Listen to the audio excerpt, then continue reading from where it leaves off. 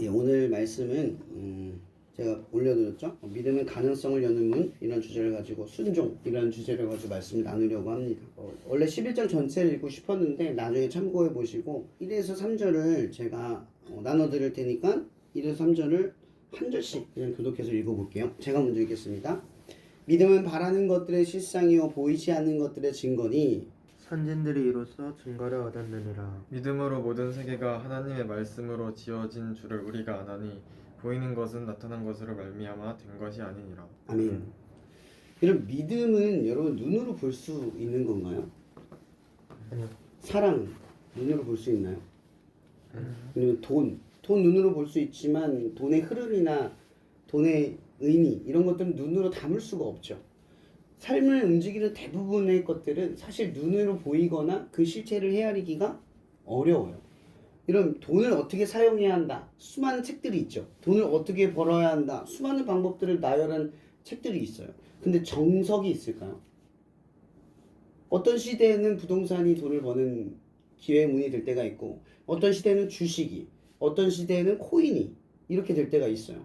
만약 어떠한 방법 돈을 버는 한 방법이 시대를 불문하고 정답이 될 확률은 거의 없죠. 복고 시대로 이렇게 돌아올 수 있을 거예요. 레트로 감성으로는. 마찬가지로 사랑도 그래요. 부모가 나를 사랑합니다. 아니면 여러분들이 어떤 연인을 사랑합니다. 무엇이 사랑일까? 우리는 사랑하면서도 고민하죠. 내가 지금 사랑하는 게 맞을까? 이게 사랑이 맞을까? 내가 하고 있는 사랑의 방법이 옳을까? 나는 사랑을 잘 아는 걸 있는 걸까? 우리는 사랑을 알고 있고 사랑을 하고 있으면서도 수없이 우리가 가진 이 사랑의 의미에 대해서 찾아가요. 사실 정석이 없다라는 거죠. 또 뭐가 있을까요? 우정. 이것이 우정이야. 친구면 이렇게 해야 돼. 이건 가치관이지 사실은 기준은 아니죠. 이런 걸 지켜야 친구다. 이런 거 없잖아요. 친구마다의 정의가 다르고 또 친구들 사이에서도 정의가 달라요. 그럼 우정이라는 말은 존재는 하지만 정확하게 진리는 없는 거예요. 사랑도 우리끼리는 정의할 수 있지만 진리가 없는 거죠. 돈도 어떻게 벌어야 하고 어떻게 써야 되는지에 대한 수많은 방법들이 나와 있지만 정의는 되어지지 않는 진리가 없는 거예요. 삶도 마찬가지죠. 어떻게 살아야 잘 사는 겁니까? 저마다 책을 읽어보면 책마다 자기의 삶이 이렇게 좋다. 이렇게 살아야 한다. 라는 이야기들을 많이 합니다. 우리 진철이는 또 헬스를 하잖아요. 또 이런 것도 주장하는 거예요. 이게 좋다. 해야 한다. 운동을 해야 한다.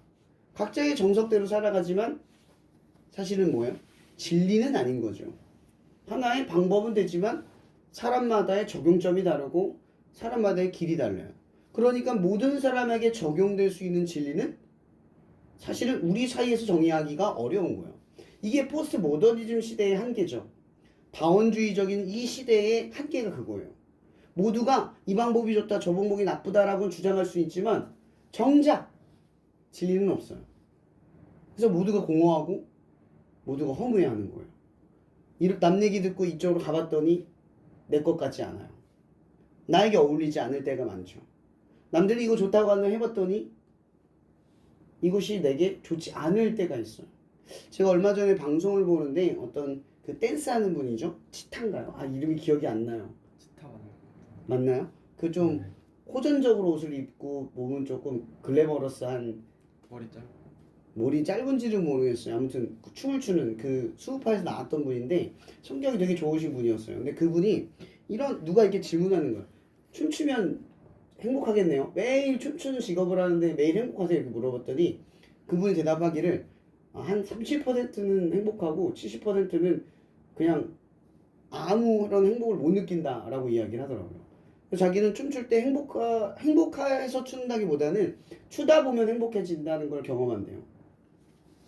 그러니까 우리가 하고 싶은 걸 하면 행복하다. 여러분 이게 모든 사람을 동경하는 삶의 지점 아니에요? 여러분들이 재밌어하는 걸 평생 직장으로 갖고 싶어 하죠. 진짜 행복할까요? 진짜 그 일이 재밌을 수 있을까요? 우리는 잘 알아요. 좋아하던 것들이 삶의 목적이 되거나 아니면 그것을 이루려고 하는 성과의 과정, 그 결과의 목표가 되면 그 강박 때문에 누리던 것들이 누리지 못한 것들이 된다는 걸 너무 잘 알아요. 그러니까 즐거움과 기쁨은 그래서 목표와 목적을 두는 게 아니라 그냥 과정만 두는 거죠. 그렇게 이것 또한 허상인 거예요. 내가 하고 싶은 것을 하면 그게 꿈을 이루고 자아 성취를 하고 좋은 인생이 되고, 제가 여러분들에게 이야기하고 싶은 건 이거예요. 세상에 수많은 이에게 사랑을 이루면 행복하다, 꿈을 이루면 행복하다, 뭘 얻으면 행복하다. 이 모든 사람들이 이 말들을 주장하는 가장 근본적인 이유가 뭐냐 하는 거죠. 진리는 없는데 자기 안에 진리를 세우는 거예요.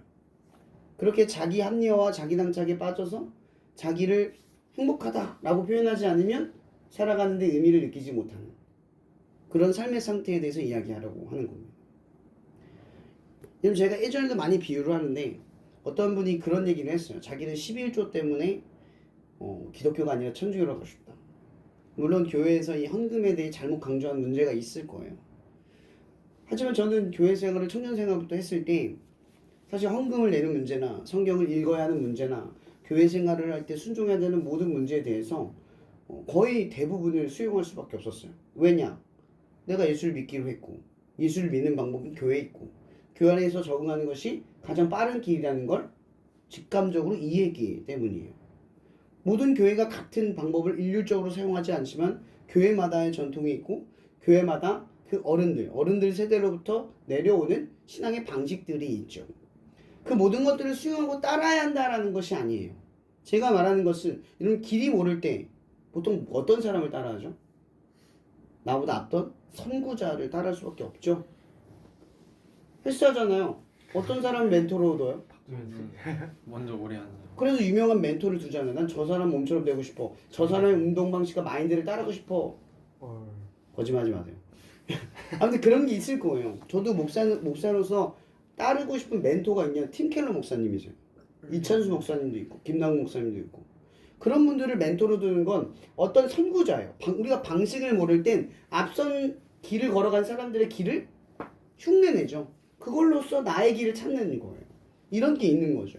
제가 교회를 들어갔을 때 교회가 어떤 전통을 가졌을 때 그게 잘잘못을 제가 판단하고 따지는 게 아니라 길을 모르기 때문에 어떻게 했겠어요. 앞선 사람들의 행동과 방법을 따라갈 수밖에 없는 거예요. 물론 지금은 제 자정 능력이 생겨서, 말씀을 읽고 소화하는 능력이 생겨서 교회에서 했던 것들 중에 좋은 것들은 이어가고, 교회에서 했던 것들 중에 불필요한 것들은 빼어가고, 이런 식으로 더 성장을 이루고 있지만, 실제로 우리가 길을 모를 땐 항상 누군가가 했던 삶을 쫓아간다라는 거죠. 그래서 여러분, 이게 이해가 되는 거예요. 우리가 왜 그리스도인으로서 예수를 쫓을까요? 그분을 흉내내고 따라하면 방법이 쉬워지는 거예요. 길을 모를 때 우리는 누구를 상상하냐? 예수님이라면 어떻게 했을까라는 걸 성경 안에서 끄집어내는 거예요. 그분이 아픈 사람은 어떻게 됐을까? 길에 있는 불쌍한 사람은 어떻게 됐을까? 그분이 감정이 치솟아 올랐을 때 어떻게 말하고 어떻게 행동하셨길 바랬을까? 어떻게 하나님의 원하는 지점들을 찾아가고 선택하고 자기를 억누르고 나타내지 않고 하나님 말씀대로 살 수 있었을까를 떠올린다라는 거죠. 그래서 예수님은 자기 자신에 대해서 이런 말을 하는 거예요. 나는 길이요 진리요 생명이다 라는 표현을 할 수 있는 거죠. 누구를 흉내내면, 예수의 삶을 흉내내면 진리 안에 들어갈 수 있는 거예요. 적어도 성경은 글로 되어 있죠. 문자로 되어 있어도 우리가 말로 복음을 듣고 그분의 행적을 듣고 이해를 하면, 글을 몰라도 성경을 안 읽어도 그분의 삶과 그분의 모습과 가르침을 상상하고 떠올리는 것만으로도 진리의 길을 걸을 수 있다는 거죠. 정답으로 나아갈 수 있다라는 거예요. 근데 제가 아까 말씀드렸던 그분, 천주교에서 그 헌금 때문에 천주교를 다닌다고 하는 그분의 이야기를 들어보면 이거예요. 헌금을 내는 것 자체가 부딪힌 거예요. 왜 내야 되는지, 그것이 무슨 의미를 가졌는지에 대해선 아무런 이해를 바라지 않은 거죠. 이런 재물이 많은 청년이 왜 예수님을 근심하여 벗어났을까요? 저번에도 한번 나눈 적이 있어요. 예수님을 떠난 이 재물이 많은 청년의 고민은요, 가난한 자에게 소유를 팔아였어요. 근데 예수님의 말씀의 핵심은 뭐였어요? 나를 따르라요. 그걸 두고 나를 따르라는 거죠. 왜죠? 그것이 구원이고 그것이 생명이라고 생각했던 그 삶을 떠나 진짜 생명인 나를 붙들으라는 거예요. 양손에 돈을 붙들고 하나님 붙들고 하나님 믿을 수 없다는 거죠. 둘 중에 하나는 내려놔야 죄악을 짓는 길을 가든 하나님을 믿고 구원을 얻는 길을 가든 하나를 선택할 수 있다는 거예요. 왜냐? 이 논리가 사랑이잖아요. 여러분 사랑을 하는데 얘도 사랑하고 얘도 사랑하면 그게 진정성 있는 사랑이에요? 어떤 여자가 은총이도 사랑하고 진철이도 사랑한답니다. 그 여러분들 잘해주고 같이 있을 땐 너무 연락 잘 되고 멀리 있으면 연락 잘 되고 둘이 있으면 너무 행복해요. 너한테 여러분들에게 충실한다고 봅시다. 근데 나와 없는 자리를 떠나면 진철이 사랑해요. 이거 사랑입니까? 이게 진정한 투루라고 말할 수 있어요? 없죠. 그래서 성경의 논리에서는 이 하나님과 재물의 사이를 사랑으로 구분짓는 거예요. 하나님을 사랑하는데 이중적 사랑을 할 수 없다는 거죠. 진정성 있는 사랑이 아닌 건 하나님을 사랑하는 것이 아니라는 거예요. 하나님이 받는 사랑은 진정성 있는 사랑이라는 거예요. 자, 그분이 돈 때문에 천주교를 옮겼어요. 왜 그랬을까요? 하나님도 사랑하는데 돈도 중요하니까. 하나님을 사랑하지만 돈도 중요하다는 건 하나님도 사랑하고 돈도 사랑하고 하나님도 존귀하고 돈도 존귀하다 이 얘기를 하는 거예요. 완벽한 구원에 이른 게 아니라 애매한 구원의 자리에 선 거죠. 사실 구원이 아닌 거예요.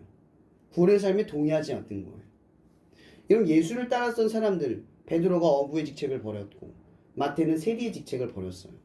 오병이의 수많은 5천 명의 사람들은 자기의 생업을 버리고 예수를 쫓았어요. 왜? 왜 쫓았죠? 이것이 구원이다 라고 생각하는 순간 이전에 내가 붙들었던 건 놓게 돼 있어요.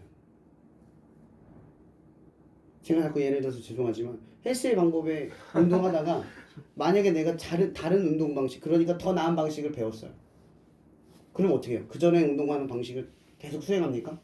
버리고 새로운 것으로 바꿔가죠. 이런 것처럼 여러분들이 구원이 예수다 라고 생각하는 순간 그 전의 삶의 방식을 똑같이 유지하면서 새로운 구원의 방식을 찾는 게 아니라 이전 건 버리고 새로운 구원의 방식을 쫓아간다는 거죠. 그게 복음에서 말하는 진리예요. 여러분의 진리는 이런 거라는 거죠. 하나밖에 없는 거예요. 원웨이. 다른 게 있는 게 아니에요. 근데 이분이 말하는 그 구원은 뭐예요? 여러 가지의 구원의 방식이 있다 생각하는 거예요. 돈도 사랑하고 하나님도 믿을 수 있다. 헌금을 내지 않고도 하나님을 사랑할 수 있다. 사랑하는 것일 수 있다. 더 좋은 신앙을 누릴 수 있다라고 생각을 하는 거죠. 제가 돈과 하나님을 비교해서 너무나 죄송해요. 이런 제가 청년 생활하면서 늘 감사했던 게 있어요. 그때 어떻게 내가 이 모든 걸 받아들였을 수 있었을까? 머릿속에 딱 하나 있어요. 저는 신용불량자였고 집도 없었고 희망이 없었어요. 오직 예수를 믿는 것 외에는 길을 찾지 못했어요. 그것이 전부가 되니까 내가 한 달에 80만 원을 벌고 한 달에 2번을 쉬어요. 하루엔 12시간씩 일했어요. 한 달에 돈을 버는 건 10만 원 정도밖에 나를 위해 쓰지도 않았어요. 먹을 건 다 식당에서 해결했고 옷은 추리닝 한 벌 가지고 속옷만 바꿔 입었죠. 그렇게 1년 반개월을 버티면서 신앙생활을 했어요. 근데 11조도 했어요. 헌금도 했어요. 그냥 자랑하려고 하는 게 아니라 제가 그때 배운 게 있어요. 첫 번째, 인생은 계획대로 되지 않는다는 거죠. 하나님은 항상 우리의 계획을 뛰어넘는 그 무언가를 계획해요. 그게 바로 믿음이라는 가능성이라는 거죠. 제가 그때 잠깐 예를 들면 저 한 달에 그때 50만 원씩 저금을 했어요. 1년 반개월 했으니까 얼마입니까? 한 800 정도 될 거예요. 근데 제가 그때 갚아야 할 빚이 2천만 원이 넘었어요. 참 희한하게도요. 그때 50만 원씩 넣어서 80만 원 벌었다 했잖아요. 한 달에. 그럼 보통 여러분 생각해 보세요. 1년 반개월을 벌면 많이 벌어야 1,000만 원 못 벌어요. 아무리 저는 악착같이 살았지만. 근데 50만 원씩 벌어서 반도 안 되는 돈을 벌어야 되는데 그때 하나님께서 길을 예비하셔서 펀드나 이런 데에 넣은 적이 있었어요. 근데 2배가 된 거예요. 1,200만 원이 돼버린 거죠. 저 너무 놀랐어요. 돈은 월급은 적게 받았는데 하나님이 다른 방식으로 채워주는 걸 느꼈어요. 그때 제가 배웠던 게 뭔지 아세요? 1,200만 원을 벌었다가 아니라요. 하나님을 더 믿게 된 거예요. 내가 버는 돈은 50만 원이고 벌어봐야 1년 벌어야 600밖에 안 되는데 그게 나의 계획이라고 믿었으면 전 600밖에 못 벌었을 거예요. 더 벌었다고 더 저축했겠어요? 그러지 않았을 거예요. 근데 하나님을 믿고 내가 가진 것을 드리고 그 믿음의 행동들을 하면서 하나님이 2배로 불려주는 것을 경험할 때 느꼈던 건 하나님의 방식이 있구나 라는 거였고, 세상의 방식을 뛰어넘는 하나님의 가능성의 문이 있구나 라는 거였어요. 여러분, 믿는다라는 게 뭔지 아세요? 순종하는 거예요. 하나님의 방식을 따라가는 거죠. 나는 이해할 수 없고요. 나는 그 방식, 그 길이 납득되기가 어려워요. 근데 믿음을 갖고 그 길을 차곡차곡 순종해서 걸어가다 보면 저와 같은 이 짧은 인생이지만 1년 반개월밖에 안 되는 이 경험에서 이야기하는 것밖에 안 되지만 이런 일들을 우리가 배우게 된다는 거예요. 여러분, 믿음을 배우게 된다는 게 뭔지 아세요? 여러분, 믿음을 배우면 그 정도 믿음으로 끝나는 게 아니라 더 큰 믿음으로 도전하게 돼요. 더 많은 걸 시도하게 된다는 거죠. 저도 그 이후로 삶이 달라졌어요. 그때 제가 청년부에 200만 원, 300만 원씩 썼어요. 빚을 다 갚고 돈도 벌면서. 청년 생활 제가 월급보다 더 많은 돈을 교회에 헌신을 했어요. 안 채워질 줄 알았어요. 근데 쓴 만큼 채워지는 걸 경험했어요. 그러면서 제게 사라졌던 게 뭐냐? 재정에 대한 완전한 경제의 자유를 누리지 못했지만 돈에 대한 압박과 두려움이 어느 정도 사라지는 걸 느꼈어요.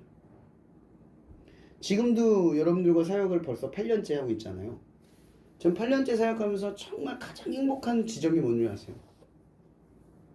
매월 카드빚을 쓰고 갚지만 일할 수 있는 길과 또 그때에 따라 들어오는 후원들을 통해서 재정의 문제가 해결되는 기적들을 매달 8년째 경험하고 있어요. 정말 저는 이게 너무 감사해요. 아굴의 잠언처럼 정말 그 기도가 차곡차곡 이루어지고 있어요. 일용할 양식을 따라 살아가면서 하나님이 나의 삶을 이 광야 속에서 친밀하게 이루어 가신다는 걸 매 순간 경험하게 돼요. 이러니 믿지 않을 수가 없는 상황이 벌어져요. 처음 제가 바라크 집회를 했을 때, 여러분, 저는 제가 바라크 집회를 한 게 아니에요. 나무가 한 거죠. 나무가 처음 바라크 집회를 계획하고 했을 때 그게 상식의 눈으로는 보이는 길이었나요? 전혀 아니었어요. 저조차도 그렇게 많은 사람이 올 거라 생각하지 않았고, 작은 자리였기 때문에 내가 이렇게 하겠다라고 말했던 거였어요. 전 상식의 눈으로 바라봤어요. 근데 나무는 믿음의 눈으로 바라본 거예요. 힘들지만.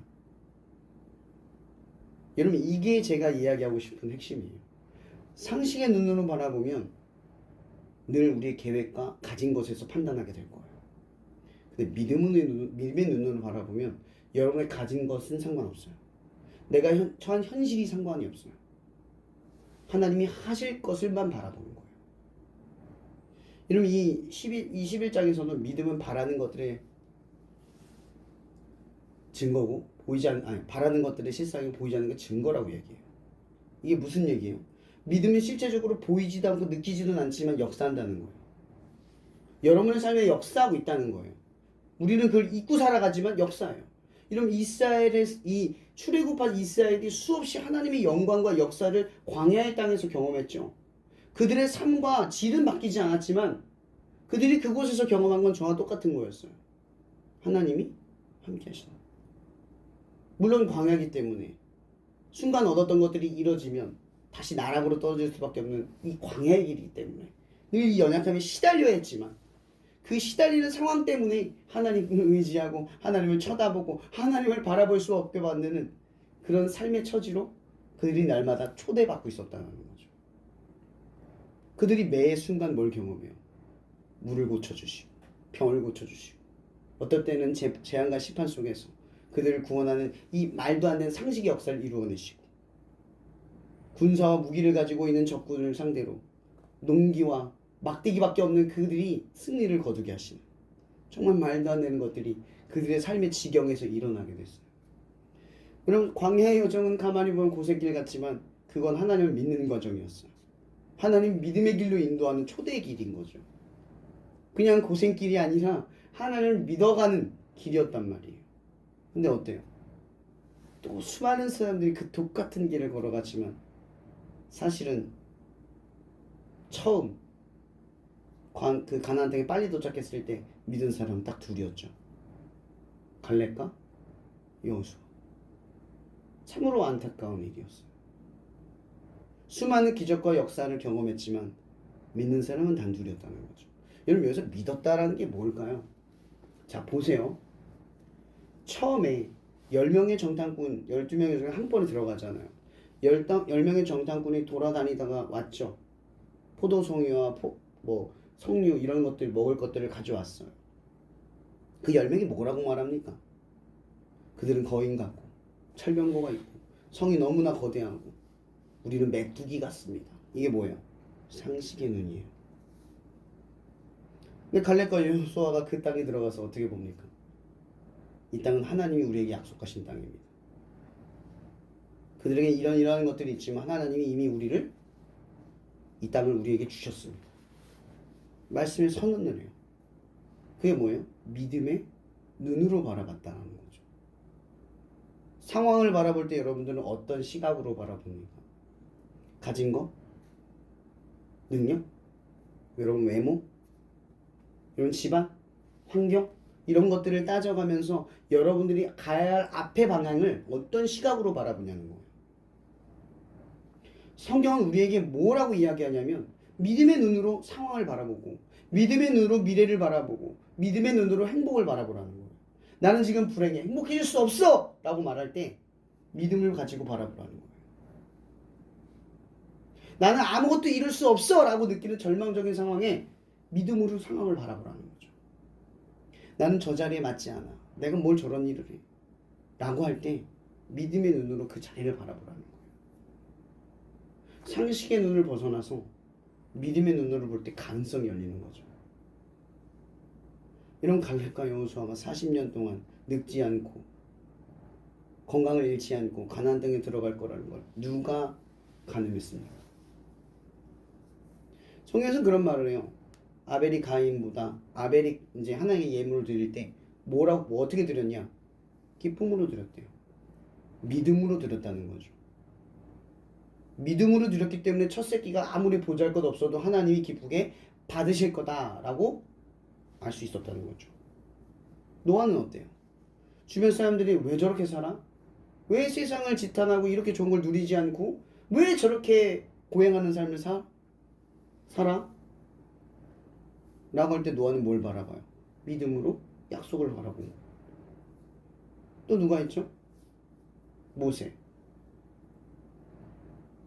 모세의 삶은 뒤틀리고 뒤틀렸지만 결국은 하나님이 그를 들어 쓰셨어요. 모세는 히브리인의 아기에 불과했고 그 아기는 믿음으로 어떻게 했어요? 바로의 딸에게 입양됐고 그리고 살인자가 되어 쫓겨났지만 결국 말도 안 되는 자리에서 떨기나무의 부르심을 받아 다시 10가지 재앙 속에서 하나님의 영광을 드러내는 기적의 사람이 되었어요. 이 모든 걸 뭘로 바라볼 수 있는 거죠? 믿음으로만 볼 수 있는 길이에요. 여러분 물론 믿음은요 상식으로도 보이지 않는 그 길 때문에 앞이 막막하고 가늠이 되지 않을 수도 있습니다. 근데 여러분들은 하나님을 믿을 때 잘 될 것을 믿고 하나님을 믿는 게 아니에요. 여러분이 하나님을 믿을 수 있는 건 하나님이 여러분을 사랑하기 때문이에요. 이게 무슨 뜻인 줄 아세요? 하나님이 우리를 사랑한다는 건 우리가 어떻게든 잘 되기를 바라고 우리가 어떻게든 좋은 삶을 살길 바라고 우리가 어떻게든 행복하고 더 좋은 존재가 되기를 바라는 하나님이기 때문이라는 거죠. 여러분 그런 하나님을 믿는다는 거예요.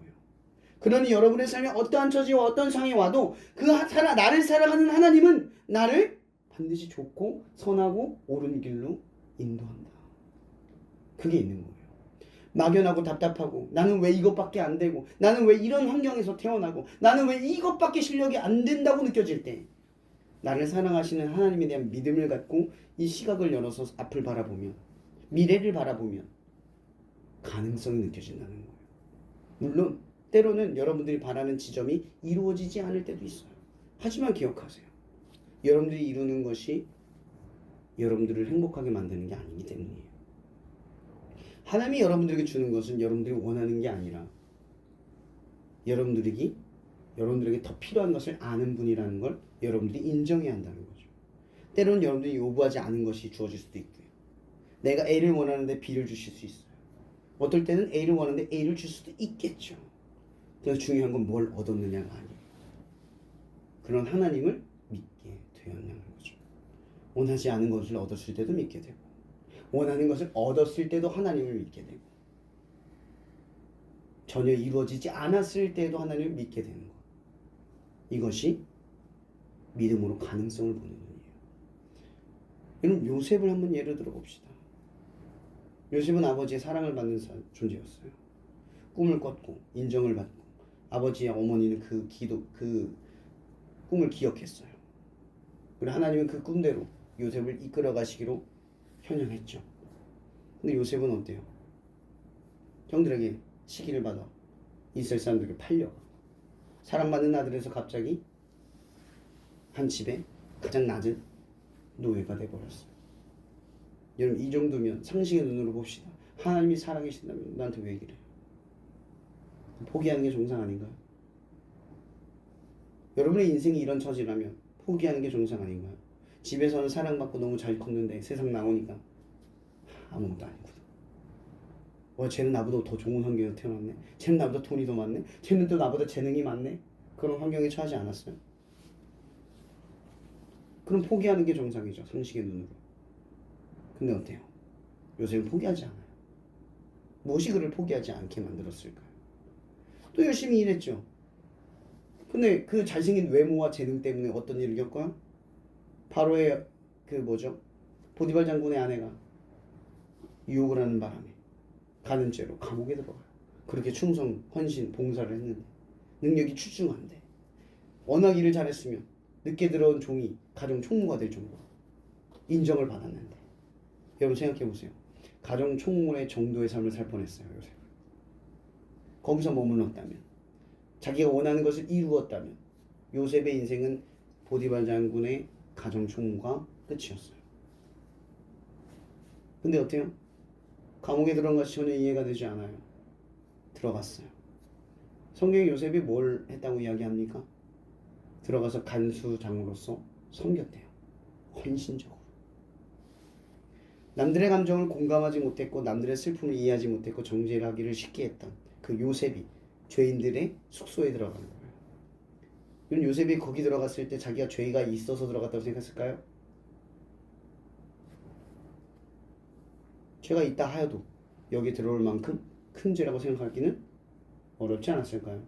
억울한 감정에 휩싸여서 그 상황을 상식적인 눈으로 바라보고 난 이제 끝났어 하면 그가 앞으로 어떻게 행동해야 될 것을 결정하거나 나아갈 수 있었을까요?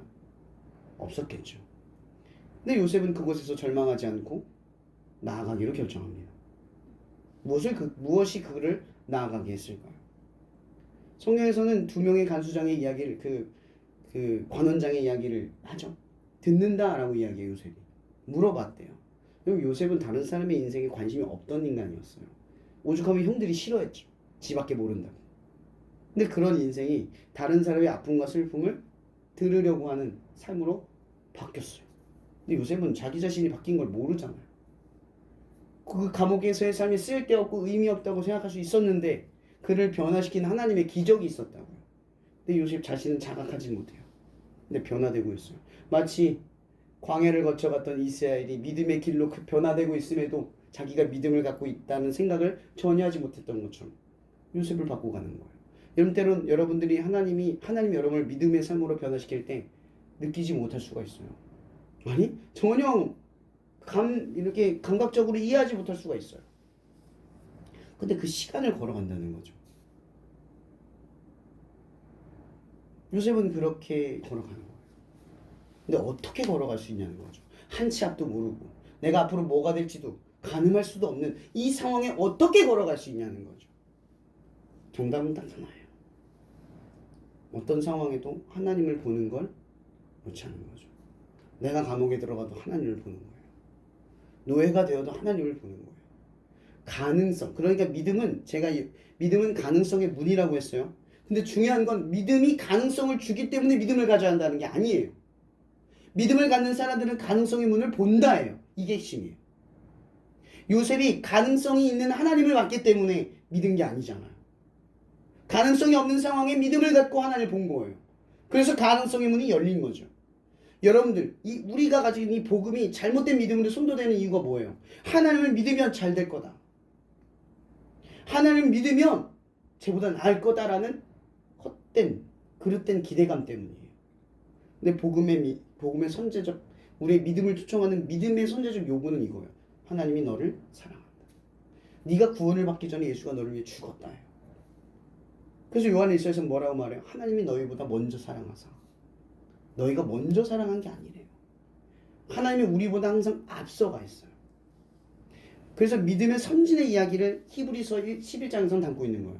왜 선진의 이야기를 담고 있을까요? 이것들이 수많은 믿음의 역사이고 믿음이 없는 사람들은 뭐예요? 앞으로 믿음의 선지자를 걸어갔던 선진들의 이야기를 들음으로써 너희도 그 길을 동참하여 경험하라는 거예요. 경험에 초대인 거죠. 상식의 초대가 아니에요. 믿음은 상식의 이야기가 아니에요. 그러나 믿음은 더 큰 상식에 대한 이야기를 하고 있는 거죠. 오늘 3절에 뭐라고 되어 있어요? 3절 누가 한번 읽어주세요. 믿음으로 모든 세계가 하나님의 말씀으로 지어진 줄을 우리가 아나니 보이는 것은 나타난 것으로 말미암아 된 것이 아니니라. 자, 보세요. 핸드폰 눈에 보이니까 핸드폰이라고 하죠. 근데 성경에서 말하는 건 이거예요. 보이지 않는 것을 믿는 거예요. 뭘로써 믿어요? 말씀으로. 말씀이 삶에 경험되는 것으로 믿게 되는 거예요. 아, 이거 하나님 지은 게 맞구나. 여러분의 삶에 말씀이 현현하고 역사하고 실체하여서 말씀대로 했더니 됐다. 근데 그걸 믿어보니까 뭐고 보여요? 점점 세상이 말씀으로 지어졌구나. 목적하에 지어졌구나. 세세한 모든 것들이 하나님의 손길과 터치와 목적으로 느껴져요. 그럼 내 삶도 특별해지고 내 삶의 의미와 내 삶이 살아야 할 방향도 분명해지는 거예요. 이게 뭐예요? 믿음이라는 거죠. 여러분들이 이게 이런 것들이 생기는 거예요. 근데 여러분들이 끝으로 이 얘기만 하고 싶어요. 순종. 여러분 얼마나 순종하고 살아가세요? 여러분 믿음은 순종이에요. 납득될 수 없는 상황이 납득되지 않는 그 상식이 우리가 순종하는 거예요. 오늘 제가 차에서 얘기했잖아요. 나에게 무례하게 대는 사람. 전에는 무례하지 않아도 나에게 시건방지게 대하거나 말투가 좀 안 좋거나 나를 무시하는 말만 해도 저는 불끈하고 일어났어요. 근데 저는 어느새 일을 하다가 이 정도까지 참는 사람이 됐어요. 근데 저는 인성이 좋거나 참을성이 더 좋아진 게 아니에요. 그 상황에 대한 하나님을 조금 더 믿게 된 거죠. 하나님의 오르신이 더 순종하는 길을 선택해 봤어요. 그랬더니 좋은 일이 일어났고 그래서 더 순종하는 마음이 생겨나기 시작하더라고요. 여러분들에게도 마찬가지예요. 하나님의 역사는 순종에서만 일어나요. 순종하려고 할 때 일어나요. 물론 사람의 말에 순종하라는 말이 아니에요. 성경이 뭐라고 말해요? 사람에게 하듯하지 말고 주께 하듯 하라. 이게 무슨 의미죠? 사람에게 순종할 때 사람을 보고 하는 게 아니라 하나님을 보고 내 의지를 꺾어서 순종하라는 거예요. 그게 믿음 생활이라는 거죠. 전 사실 아직도 그게 안 돼서 날마다 회개하고 제 자신의 부족함에 밤마다 침통하고 눈물이 나요. 왜 이것밖에 안 되지? 요즘은 주변 사람들에게 많이 행복해 보이세요. 그래서 행복을 말하면 속으로 그런 생각이 들어요. 지금 내가 당장 행복을 주장한들 이 행복이 얼마나 쉽게 깨질지를 알아요. 중요한 건 행복이 아니라 그 행복을 주시는 하나님에 대한 믿음인 거예요. 이 행복이 내가 지금 뭘 잘하기 때문에 행복한 게 아니잖아요. 그러니까 자랑할 것도 없고 주장할 것도 없어요. 나는 지금 하나님 때문에 행복한 거거든요. 근데 이 행복은 뭔가를 얻어서 잘 돼서 행복한 게 아니라 공장을 다녀와도 피곤해도 그래도 행복한 거예요. 결국 믿음을 가지면 여러분 진짜 행복이 뭔지 알게 돼요. 행복은 하나님입니다. 그분 자체가 행복이세요. 그분을 제대로 믿게 되면 우리가 행복을 추구하지 않아도 저것만 있으면 행복할 것 같아. 이것만 이루면 행복할 것 같아. 하지 않아요. 이미 행복해요. 그래서 나머지는 선물이 돼요. 길을 가다가 누가 내가 5만 원을 주시면 그 5만 원 때문에 기뻐할 수 있지만 이미 행복한 사람은 5만 원 주시면 더 행복할 뿐이에요. 5만 원 때문에 행복하지 않죠. 근데 만약 길을 걷다가 5만 원 주셨다 칩시다. 그것 때문에 행복해졌어요. 내가 갑자기 얻은 사람이 옵니다. 그거 내 거예요. 그럼 행복합니까? 바로 불행이 찾아오죠. 하나님이 주신 행복은 이런 행복이 아니에요. 누구도 빼앗을 수 없어요. 무엇으로도 무너지지 않아요. 이걸 얻기 위해 우리가 추구해야 될 건 뭐냐? 믿음이라는 거죠. 어떤 상황에도 믿음이 가능성을 여는 문이라는 사실을 이해한다는 거죠. 왜냐? 하나님은 세상을 지었거든요. 여러분 단순히 말씀에 순종하지만 하나님은 말씀으로 세상을 지었어요. 말씀이 가진 힘은, 우리가 말씀에 순종하는 것은 우리의 삶의 그냥 단층인 일부를 순종하고 살아가고 일부의 단순함, 별것 아닌 것에 대한 순종함이지만 그 순종이 세상을 지었다고요. 그 순종이 우리를 구원했다고요. 여러분이 하는 순종 작지 않아요. 중요한 건 그 순종이 여러분을 구원한다는 것이고 그 순종이 여러분들을 가능성의 길로 인도하는 거예요. 노력하십니까? 수고로우십니까? 힘드십니까? 믿음이라는 가능성의 문으로 들어오세요. 기도하고 말씀 보세요. 끝으로 이 말씀으로 마치고 싶어요. 저는 목사의 길을 들어왔지만 하나님 앞에 연단받는 몇 가지 중에 도전받은 것들이 있어요. 그건 뭐냐면 목적을 왜 이루려고 하는가의 질문이었어요. 제가 목사고시를 준비할 때 제가 교회에서 사역을 하지 않고 배려를 받고 오히려 옆에 있는 스터디 카페에서 공부를 할 수 있는 기회를 얻게 됐어요. 6학기 마지막을 다 쉬게 됐죠. 책을 공부해야 될 분량은 이 정도였고 내 아무리 계획을 짱구를 돌려도 이걸 다 할 수 없는 상황이었어요. 근데 하나님 몇 가지 감동을 주시는 거예요. 첫째, 교회 사역해라. 네가 왜 이 길을 걸어가는지를 기억해라. 두 번째, 내 말씀을 시험 공부하듯 하지 마라. 말씀을 읽으면서 문제집을 외워라 라고 하셨어요. 진도도 빼기도 어려운데 공부하기도 어려워. 하다가 중간에 가면 요즘 아시죠? 공부 안 되는 거. 그 도전에 맨날 직면해야 됐어요. 근데 희한한 변화들이 일어나는 게 뭔지 아세요? 순종을 했더니 그 나머지를 채워주시는 이상한 역사가 일어나요. 이런 거 아시잖아요. 12시간 공부해도 공부가 효율적으로 안 될 때가 있어요. 근데 어떤 때는 2시간만 공부해도 12시간보다 넘는 일이 일어날 때가 있어요. 저 그걸 경험을 했어요. 순종을 했더니 보상을 해준 게 아니라 어떨 때는 안 될 수도 있었어요. 그 막막한 길을 걸어갈 때도 있었어요. 이게 돼? 이게 돼? 근데 계속 그 길을 걸어가는 순간들이 있었어요. 근데 정말 신기했던 건 그때 하나님을 경험하고 난 뒤로부터는 그런 도전이 쉬워져요. 상식적으로 가는 길이 아니라 가능성으로 가는 길을 선택하게 돼요. 지금도 사실은 이번에 교회를 가서 상담을 했을 때 목사님 그러시더라고요. 법인을 설립해요. 그럼 후원이 더 잘 들어오거든. 여러분 저 그거 모르는 거 아니에요. 근데 왜 그런 선택하지 않는 줄 아세요? 하나님이 바라지 않는 선택이기 때문에. 믿음으로 가능성을 보는 거예요. 저는 지금 돈 때문에 사역하고 있고 돈이 넉넉해서 사역을 하는 게 아니라 이 비전과 뜨거운 가슴이 있기 때문에 할 수 있는 거예요. 누가 후원을 덜 한다고 덜 한다고 더 한다고 내가 하는 길이 달라지지 않아요. 물론 힘들 수 있겠죠. 지금까지 그렇게 해왔어요. 저는 지금 이 자리에 서 있을 때 저에게 정말 감사한 것, 하나님 앞에 정말 감사한 게 그거예요. 돈이 내가 가지고 있는 재정의 현실성을 가지고 사역을 한 게 아니라 늘 믿음을 가지고 재정이 채워지기를 간구했다는 것. 그리고 부족한 재정의 상황 속에서도 하나님의 뜻인 줄 알고 순종하고 더 빛을 내서 사역할 수 있었다는 것. 그리고 그곳에서 채워짐을 경험했고 그곳에서 감당함을 배웠다는 것. 제가 어제 밤새 일을 하면서 묵상하면서 감사한 게 하나 있었어요. 여러분 저는 그렇게 책임감이 좋은 사람이거나 인내심이 좋은 사람이 아니에요. 전 20살 때 공장에서 뛰쳐나왔어요. 너무 힘들고 그 처지가 너무 비참해서 이렇게 살 바에는 차라리 아무것도 하고 싶지 않았어요. 근데 지금은 공장을 다니면서 그 모든 수고와 기꺼이 감사해요. 여러분 그것도 아세요? 저는 야간을 정말 하기 싫었어요. 제가 체력이 될 거라는 생각도 안 했고 저는 밤잠이 정말 중요한 사람이라 밤에 안 자면 큰일 나는 줄 알았어요. 근데 이번 바라크 집회 때 필사적으로 일을 하면서 야간도 된다라는 걸 지금 배워요. 그래서 저는 지금 조금 힘들고 지치지만 가능성의 문을 조금씩 열어가고 있어요. 내 생각에 닫힌 이거 아니면 안 돼, 이거 하면 안 될 거야, 나는 안 될 거야 라고 했던 걸 하나씩 열어 제치고 있어요. 그랬더니 말도 안 되는 능력과 힘, 길, 비전, 방향들이 조금씩 생겨나요. 이런 말씀에 순종해 보세요. 여러분 말씀에 순종한다라는 건 이런 의미를 가져요. 여러분 상식으로 쫓아가면 여러분 늘 해왔던 삶을 살아갈걸요. 그럼 늘 여러분 해왔던 삶의 방식을 쫓아갈 거예요. 그럼 여러분 그 해왔던 대로 살아갈 겁니다.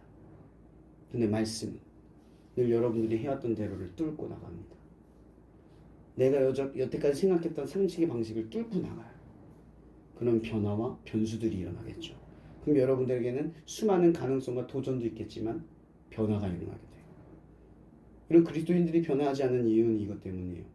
말씀에 순종하는 게 아니라 내 삶의 방식을 고수하기 때문에.